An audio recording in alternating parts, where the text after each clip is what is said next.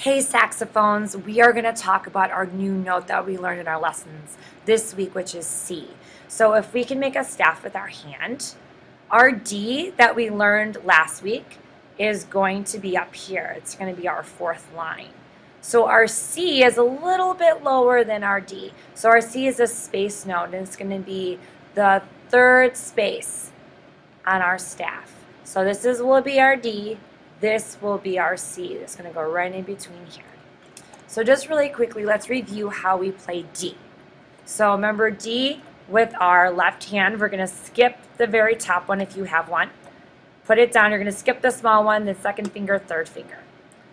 Thumb will go on the sliver key right here, pressing it down.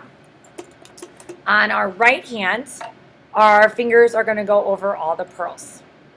And then our thumb will hook in the back here on the thumb rest. So that's our D. So we're going from a lot of fingers for our D to barely any fingers for our C. So for C, your thumb is actually going to come off the sliver key and go to the black thumb rest right there. So your thumb's just going to chill out there. For your fingers on your left hand, you are going to press down your second finger. So if you can look very carefully where my finger is. So then, of course, remember, you're skipping over that pearl. This would be where your first finger goes, but we're not pressing down the first finger. It's going to be up. So the finger that's going to be down for your second one is going to be the one right next to that small key. And then for your right hand, you have nothing. So your fingers are just going to be hovering above those pearl keys, but they're not going to be pressing anything down. So this is going to be your C. When you're playing, you're going to need to practice going between your C and your D.